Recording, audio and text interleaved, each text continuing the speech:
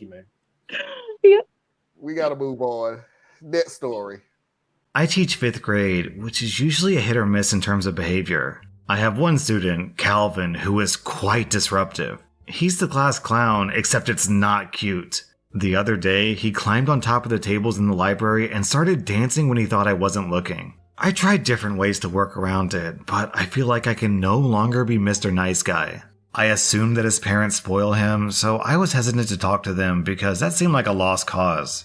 The kid had his own personal driver. Boy, was I wrong. I did speak to his dad, who was furious. He brought Calvin to me and made him apologize. He said that if he ever got another bad report like he did with the library, then he would sit with him in class like he was a baby. That threat seemed to get Calvin's attention, but seemed empty. I mean, this dude didn't even have time to drop his kids off at school. Things were fine for a while. Then he started up with purposefully giving stupid answers when I called on him. I pulled him to the side and asked him if he wanted his dad to babysit him in school, and he said no because his dad wouldn't do it because it would embarrass him. So I emailed his dad and asked if he could sit with him in class. Calvin didn't know what was going to happen and kept telling his dad to go. His dad stayed with him all day and Calvin hated it. He micromanaged, bossed, and snapped at him all day. I think the worst part was having his friends laugh at him. Calvin did cry a few times. His dad was like the boss from hell. Ever since then, his behavior's improved. And I know people will ask why I wasn't more hands-on with discipline. This is a $25,000 to $35,000 a year private school. A lot of the parents are famous entertainers and there's a long wait list to get in. Things are very different than in public school. Down in the comments, Philosophy says it better than I ever could. I was Calvin. Class clown, very early ADHD diagnosis, emphasis on hyperactivity. In 5th grade, I almost stabbed my teacher running with scissors. And somehow, I always managed to get into disagreements with the other kids. I wasn't spoiled, but instead beaten at home, heavily. Mr. Stewart, my teacher at the time, took a similar approach to yours. Very punitive. I got blamed for everything. He even told my mother that I wouldn't graduate from high school. You know, I'll never forget it. That shame I internalized from such formative years is something that has limited my potential, and I'll now have to work on it for the rest of my life. I am somewhat successful overall, but my self-esteem is garbage. True life satisfaction only seems so far from reach. And can I talk about the commenter? Shut your ass up. Talking about, I was also a bad child, and I, almost stabbed someone running with scissors, and that trauma of being punished really sits with me. You know what? You shouldn't have been beat at home the way you phrased it. Severely, I think is the way he put it, or heavily, maybe. It was one of those two words. Something, yeah. Right? Either way, it was excessive. But why were you a badass kid? I mean, look, I came up in the 80s. So I probably, if I had been coming up in the 90s, yeah, they would have labeled me ADHD too. Okay. Because I was a class clown. I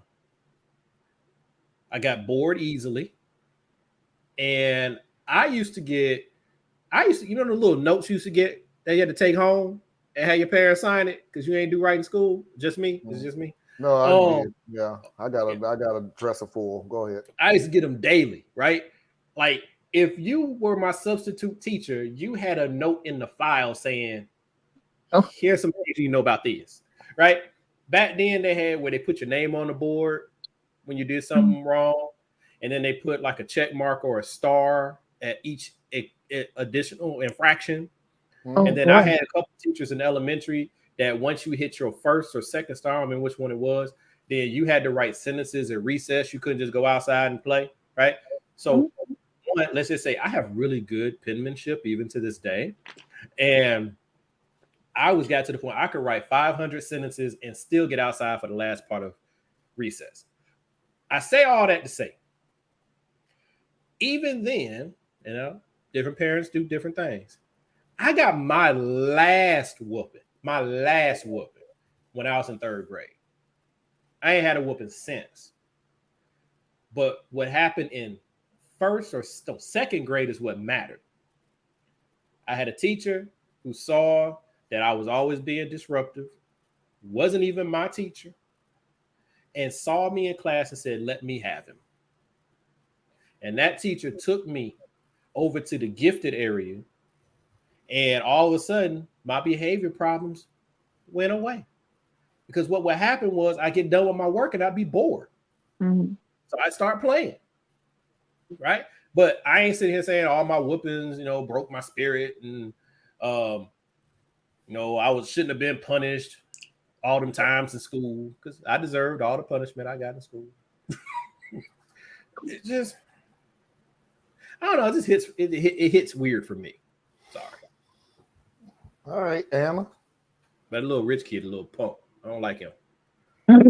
Yes, he is. And I don't mean like punk in a derogatory sense that folks go in left field on. I'm talking about he's a little brat. Okay. Anyway. Yes. Tracy, tell us about how you would just hug on him and love on him and help him find his way. You want to go, Tracy? You go first. No, okay.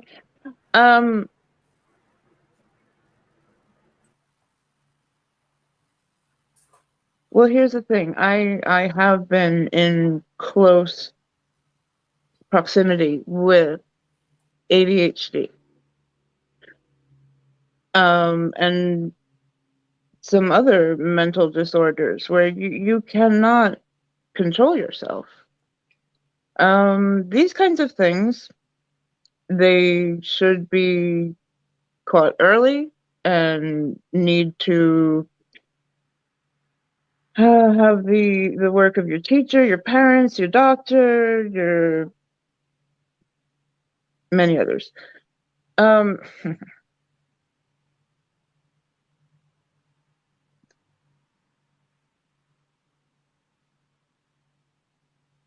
If you're concerned, you bring the parent in, not when everybody else is in school and it completely throws off everybody else's day.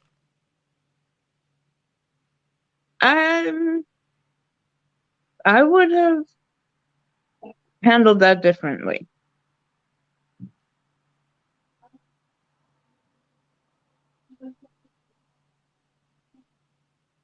I don't know. I think the teacher's a bit of a a-hole here. The kid, definitely. Tracy? In the words of Phil Davidson, that great politician who ran for office, drastic times call for what? Drastic measures. Yes, they probably should have had an after-school conversation with the parent. But I'm going to say this, the child definitely has some sort of behavioral issues. You don't just plop up on tables and start dancing for just no reason. Yeah. I mean, there's bad children. Well, no, not bad children. There's really bad parents. Yeah. There are some bad children. Yeah, it's the root to it. I don't really agree with that statement. I mean, I'm thinking there's something. What was this little boy's name? I'll just call him Calvin. His name was Clifford Poindexter Fitzgerald III. Obviously, so we literally could call him Calvin because that was the name. Oh, I forgot.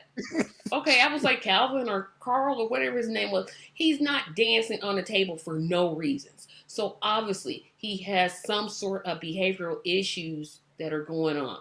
But I contend that the father is the a-hole because that is not the teacher's job. Is not to be the parent. The teacher's job is to teach. That's their job. It's not to diagnose with diseases. They're not a doctor. Right. So what it is today. Which it shouldn't be. That's a whole nother conversation. What he should have said is, I know your child has this behavior, this behavior, this behavior. Why don't you take your child to this psychiatrist who's the only person that can really diagnose something? You can't recommend that to me. I can recommend anything I want. and you'd be fired within a week.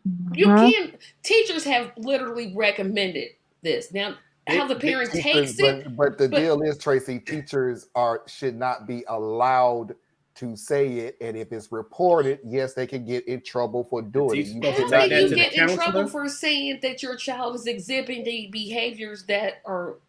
Because you're making a diagnosis. Because or you're making a leaning towards diagnosis. one. No, me saying your child is dancing on a table is making. That's a No, behavior no. observation. That's different. What you can stop at is you can give what you see, but you Okay. can't turn around and go as he is. Okay, so here's how I would do it. Keeping in mind what y'all said, which associated with I've never heard of ADHD. this, because like I said, I grew up poor, so I went to public schools, and they do apparently they was doing this when they shouldn't have. So okay, whatever. But this is what I do. If you can't do it that way, this is what I would say. Little Calvin was dancing on the tables, and that's disruptive to the class. Maybe for a time you should pull him out and not leave it right there, and then he could assume the rest of what I'm saying. Now I feel you because it's a rich kids school, right? So there's a whole other thing. It's about profit and all that appearances and Yeah, garbage. because if he It ain't keeps, even about the kids as much. if that parent, because I contend that the parent is the a-hole for not recognizing my child has a behavioral issue that needs Agreed the completely. parent because I agree. The parents got a role to play in because parent. it's the parent. Okay, right? let me ask you this: your child is dancing on a table at school. Mhm. You gonna Call just me. Call me.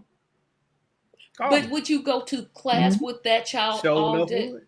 I show the hell would be right there in the back of the class, and if Yelling that don't at work, I'll sit at the desk next to you. See, here's what we not gonna do. What we not gonna do is you not gonna embarrass me. That ain't gonna happen. Okay, so And if now you the want to child go is out there, traumatized. All the hey, other my kids are child is laughing at him. traumatizing other students. I have a responsibility to correct the behavior of my child, and I prefer not to do that by putting my hands on them. I don't believe that you should beat somebody to change their behavior, right? So then you have to deal with a different set of tools, so to speak. Now, here's where I have a big issue. I have a big issue with taking behavioral problems and immediately linking them to mental health. I have a huge issue with that because the school system. It's not normal for a child to dance on a What is table. normal? What Not dancing the on a child table. may be acting out, Mm-hmm. and that means you have to address this. But you cannot, in my opinion, attribute that to ADHD or some other mental thing. He may Plus, not the have person it. who came up with ADD actually is against it before he died because Mhm. it's completely misused. Yep. You got teachers. Teachers have a hard job. This is the dark, ugly side of it. Teachers have a hard job. They got like 30 plus kids in their classroom, Mhm. right? If they have 5 or 6 disruptive kids, and if a kid's like disruptive to the point where like they're running with scissors or they throw something in the classroom, they have to clear the class, right? This is where we are now. All the kids have to leave the classroom, and then the teacher is stuck in there with the wild child, okay? Because they don't want the child to hurt anyone else. What does that mean? That means nobody's learning. Nobody. Hey, nobody. So what does a teacher have to do? They have to find a way to control this environment when you're not giving them any authority anymore. They can't suspend anybody. They can't expel nobody. If they send them to the office, the kids come back, right? It's like, it's so frustrating for these teachers. So what do you end up doing? You start doing whatever you need to do to get that child out of your classroom. I agree the teacher was right in talking to the parent. Mhm. I get that, but what I the think you're saying is wrong for the father coming in. A-hole. The father is clearly, when you embarrass your child to the point of tears in public, If I have to, no, I don't think it takes. these are choices, and ain't none of this gonna happen in like broadside. Like He it's not could've like you're said, not "Hey, gonna see this look, coming." If I have now, what he could have did was set a warning. Like, if I have to come to school again, it's gonna be a It problem. might have. Like I'm telling you, as a parent, I would have taken my child aside after we had this little stupid meeting. First, I would have told my child what for in the meeting, but then when we get home, we having more conversations, and it's gonna come down to, look, you know what you need to do. Here are some coping mechanisms you can do when you start feeling restless or bored. Right? one of the things I told my daughter when she was younger, and she used to be a little restless, but she was never bad, is open your notebook. No one can see what you're doing. Start doodling or write a story to yourself, right? Now, what I found out is the schools are so ill-equipped to take care of these kids that if they're not acting like little robots, you can get in trouble for doodling. You get in trouble for writing in a notebook because that's not what they told you to be doing right now. So you're supposed to finish what you're doing and sit there. Mm-hmm. So you have that issue. So if you're having problems with my child and my talking to my child ain't working, you talking to my child isn't working, I now have to take away from work to come down here because you're not doing what you're supposed to do. It's gonna be some issues. And if it continues to escalate to the point that I have to come and literally go to school with you, I did my time, kid. So now I'm in your class too. Oh yeah. Mm-hmm. Yeah, you're gonna sit there. See, there's two ways this goes. I'm gonna sit there and you're gonna be so mortified that you don't move, you don't talk, you just sad and depressed all day long because your dad's sitting right there. That's one. Or two, I don't come. And you know what they do next? They write a referral to the counselor, who then writes a referral to the principal. And the next thing you know, we're sitting on a panel and they're talking about, I have to have you medicated to be in a classroom or else you'll be expelled. So I'd rather you sit there and cry because I'm in your classroom than somebody turning you into a damn zombie because you're a disruptive force in the classroom. Sorry, I'm done. All right, Foxy, it's your turn. You go first. We know what Marlon's gonna say. Okay, so before Marlon, I was a single parent for like 8 years, and I would tell my kids, I would be like, look, if I have to get off my job and come because of bad behavior, I'm not just coming in my office clothes. I'm gonna go home, I'm gonna put some rollers in my hair, put my house coat on, and my bedroom slippers. Because if I gotta come off my job, which feeds all of us, and keep a roof over our head, I'm not gonna be the only one that's gonna suffer. Mm-hmm.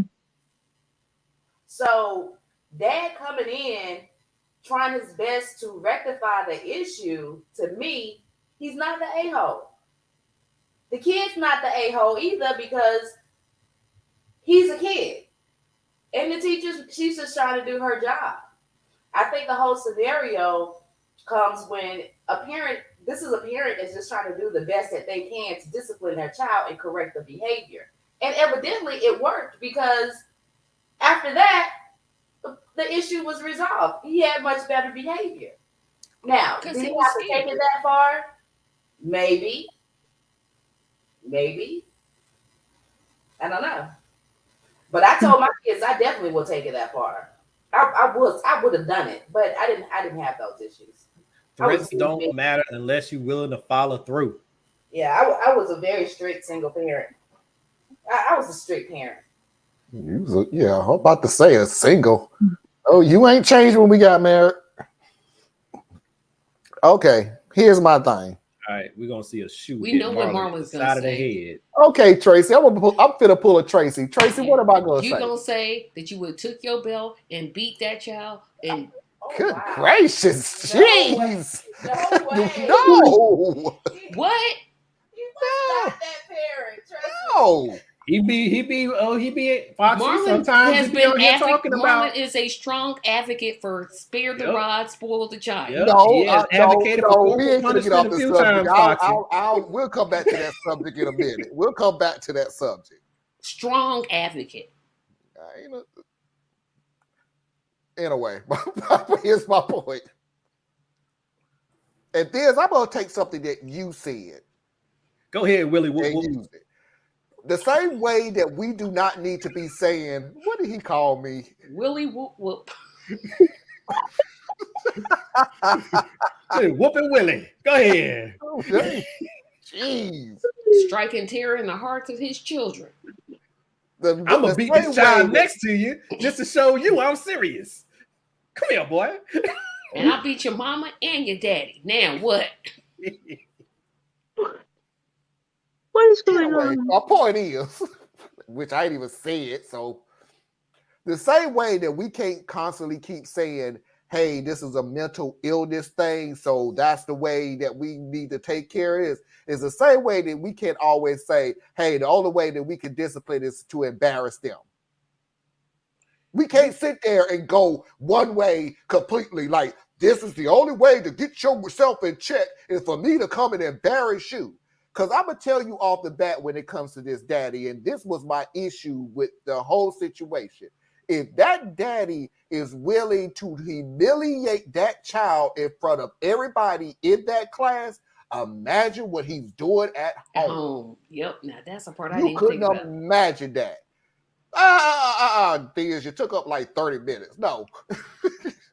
Now, I'm going to put some things in perspective. That's why I let everybody talk. One, Tracy, yeah, there is a such thing as there's some bad kids. That it has nothing to do with parent. There is just some things that you're just some bad freaking kids, because you can sit here and it has been proven, it has been shown that there are some Karens out there and some Kevins who let their child get away with a lot of stuff. You're shocked that your child is bad. No. There are some Billy Bobs and Joe Bobs that, just like y'all think that I am, that, wait a minute, you got a C in class, go get the switch. Like, no, okay, no, that's not good.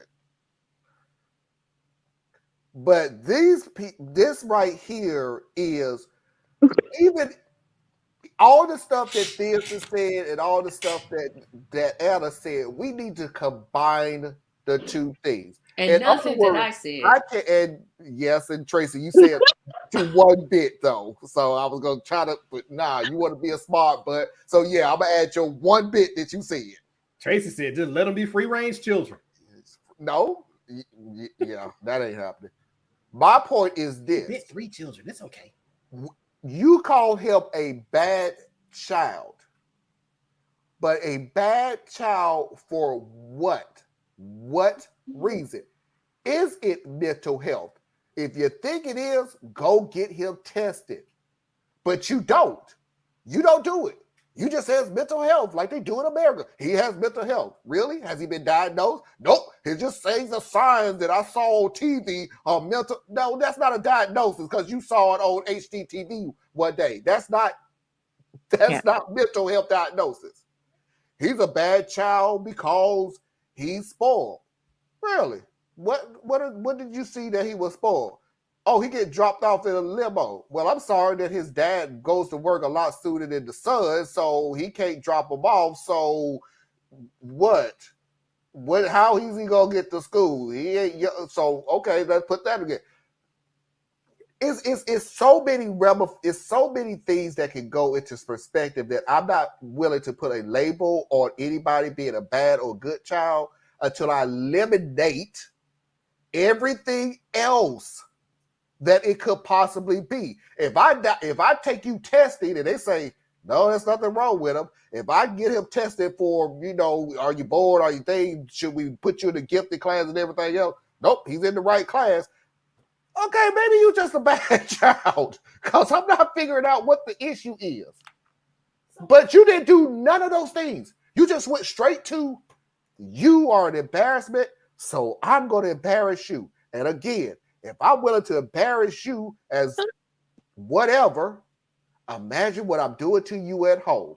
And that teacher let it happen because, Theus, here's my example. Carl was in tears. Wait a minute. Here's my example, Theus, because what did she do afterwards other than say, he's acting a lot better now. So you're on the category of, hey, maybe he needs to be embarrassed in class. Maybe that's what it was that he needed. By the way, let me rephrase this by saying, and as soon as the dust settled down, just like earlier when you called the dad and he came back to class and he was acting all good and innocent and everything else and started back up, what makes you think this is not going to come up again? He's acting good now. He's acting better now. Yeah, for now. Perhaps. Then what? Then what? If he start acting up again, what? Well, but I you're see a collapsing great time difference frames. between what Theus was explaining and what this father did. That father's goal was to embarrass that child. Period. Because for some parents, that's their go-to. They don't know any other way. Just like y'all Like the picking social on media me, parents. but just like y'all Yeah, picking right. on me about it. But they're the parents who I'm gonna whoop the badness out of you. That's their go-to because they know no other way. This guy is the person who goes, I'm gonna embarrass the bad out of you. Because he knows no other way. This guy could be a CEO of some company and he may have built his empire on doing the exact same thing. Now, here's a question. Okay. So first of all, full disclosure, yet again, I am not a proponent for corporal punishment. Okay, or at least I'm not a proponent for whooping. That's the There's same some form. thing. No, not necessarily. So, like corporal No. punishment from like No. whooping a child, I do not agree with that. I don't think that you teach a child not to hit by hitting them. I don't think that you teach a child to behave by instilling like fear of physical consequence. There's cases for it, but I don't. It's not in my toolbox. So you have to look like, so for what I'm about to say, you got to take that out of the toolbox. It's not even an option for me. But then you have to start looking at, okay, corporal punishment, Tracy, to your question or what you were saying, the ways why it's broader is, I don't know if y'all remember the time where the parent got in trouble because he made his child stand in the backyard holding a brick, right? That's embarrassing. No, he was in his own backyard holding a brick, right? But that's considered corporal punishment. It's a physical exertion type of thing, right? Or you make them stand in a corner until their legs start burning and lock up, or some craziness. All these different things that have always existed. I'm talking about physically striking someone. Right. I was just saying the distinction is how I can still be for some forms of corporal punishment and not be for putting my hands on a child, right? Because like personally, I think when you're trying to figure out what you need to do to get through to your child, you're gonna go through a list of things. Like you're gonna keep trying something to break through. Right. And it's oftentimes people will look at it and say, well, have you tried talking to him? Well, if your relationship isn't built in a healthy way on that particular point, you can't talk to them because you don't have the infrastructure to do it. You can sit down and talk to them if you want to. They're not hearing you. Or talk at them. Yeah. Because you don't know how. It's not your skills, right? Or that's just not your end. For example, my wife could probably sit down with the girls and talk to them and get them to divulge all kinds of stuff. Me, that ain't gonna happen. Because if I'm talking to you, you start feeling like we're going through a structured thing, and now you gotta adjust behavior. It's a more, but we sit there and we play with each other and we talk that way, and it'd be like casual conversation. And then they'll give me things that are more personal, right? So there's different things. So my thing is, we don't know what all this parent did. We just had the collapse time frame that this teacher is giving. So we don't know if the parent tried Fitzroy Carmichael Fitzhughes. I told you that you were going to have to start going to school in the Ford Festiva if you don't stop this. We don't know, right? Where I balk is just, you called the parent came to the parent-teacher conference, perfect. But then it almost felt like the teacher thought that's the only tool left in their toolbox. Just call dad. And being that I worked with a lot of teachers over the years, I know how that can become the case because you're constantly under pressure and you're constantly under the gun. So you don't have time to dig in with every kid. I get that. But this is a private school, so it's not the same dynamic. Yeah, they don't have as many students. They don't have But still, it's like, what did the teacher do? What did the teacher do to say, you know what, leave them with me for 1 hour a week for the next however many weeks, and we're going to work on tutoring and skill building. That's what you say, but what you're really doing is it's an opportunity to create a one-on-one relationship with this child so that they begin to see you for a person and not just an obstacle in the classroom, right? So there's that. But do they have the time to do it? I don't know. So I'm just saying, like, it's anytime anyone jumps to a diagnosis, I get my butt on my shoulders, as the old folks say, because I've seen that abused so bad, and it's almost always directed at boys. Foxy? So I'm gonna say this. I'm not like a big corporal punisher. Like, I only really do it if you're hurting yourself, if you're a kid. Like, then I'm gonna have to stop you by any means necessary. However, if you're disrespectful, I draw the line big time. Like, I was really big on you have to be respectful, you have to stay safe, and then I would do the corporate. Like, those were my two tops. Now, anything else, we can work with that, you know. So I think for this dad, I think when the teacher called him and the kid's behavior changed slightly, but then he went back to doing like his old behavior, and that's when she called him again, and that's when the parent came into the class. So I do think that when she made that initial call, he talked to the kid or whatever he may have done to modify his behavior. So he did do something, whether he gave him a whooping or spanking or whatever y'all want to call it. So he did do something. And then the second time when he got the call, he came in. And I think that maybe, I mean, we don't know, but, you know, it takes time to get a doctor's appointment. And even if you're doing testing for the kid to be on medication, that's going to take time too. So what do you do in the middle of this? And I'm going to be honest with you, teachers don't get paid enough to be, Not even in private school. Even with the private school, that's their time.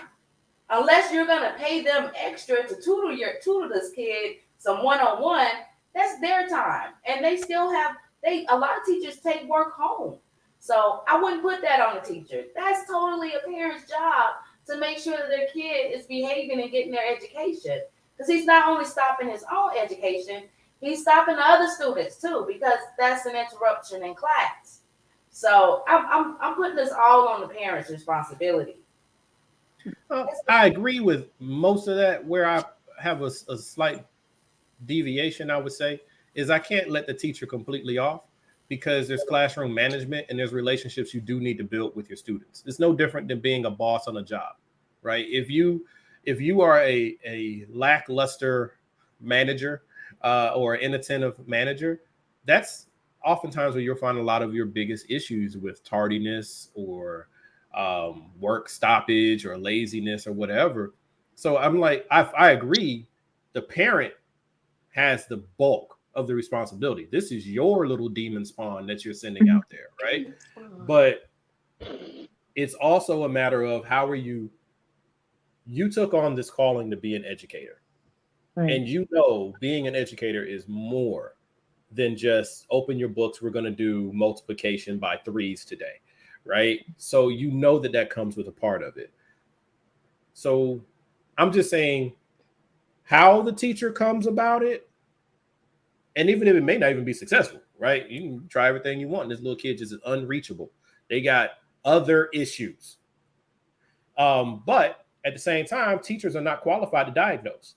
And my problem is the teachers are in a position where they are diagnosing and they are sending these referrals in.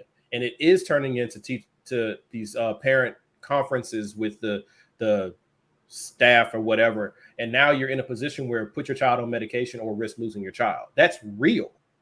So I just have that issue with it, because maybe the child does not need to be medicated. Maybe the child just needs some therapy. Maybe the child just needs to know that dad sees me for more than just what I do at school. So the only tool in my toolbox is to act out at school, because that's the only thing he seems to care about. So, Dad, what you Yeah, really need because to he do doesn't act is like that at home, but he doesn't dance at tables at home. he probably doesn't, because at home it's a different dynamic. See, Dad doesn't care about what I do at home. When I come home, I go to my room, or I go do this, or I go do that, and nobody bothers me. No one cares what I do. Like, this is how kids oftentimes process and internalize things. No one cares what I do. And they don't have our verbiage. They don't have our life experiences. So what does Dad always say? Don't embarrass me. Do good in school. Okay. So if I want to get back at Dad, I'm gonna embarrass him in school. right? This is why I said the dad is the a-hole. But that doesn't make him an a-hole. It just means that there's a gap in his parenting, that either if he has a wife, she made it step up in a certain way to help close that gap, or someone needs to help him find his right. Well, look, bringing in the money is not enough, dude. Your son needs you once a month. That weekend belongs to him. It don't matter what it is. When you ride in the car, you're listening to his music. You're going to take him to go bowling. I don't care. Something that just surrounds him with dad love and dad energy. It won't look like mom's, but a kid still needs that. But that might not be his issue either. He may just be a little Menendez boy, and you find dead squirrels in the backyard. But you got to work. And that's what I was saying is that's what I was agreeing with. Is we need to know why, instead of just going straight to the end of you're being bad in class and this is my only way of knowing how to deal with something bad in the class. But that might be the dad's toolkit, unless someone intervenes and tells him. It's just to me, it's no different. It's no different than a parent who spanks their child. It's their toolkit. That's what I mean. It's their toolkit. That's their go-to. That is their go-to. And I know from experience. I don't see the problem. It works. I made Foxy mad. I'm sorry, Foxy. No, she's still stuck on what she was saying. It's I all didn't see the problem with it. I don't even. Hey, I'm gonna go in there with rollers in my head and just go up there with my flip flops on and the fluffy shoes that ain't even fluffy no more. And we all gonna be embarrassed with my boo boo on and everything. That'd have been my ex-wife. That would have my been ex-wife would have showed up and set it off like that. Yeah. Me, I'm gonna show up in a suit and tie, or I'm gonna show up in my dress clothes, my work clothes, and I'm gonna look like I always do, right? But you will feel my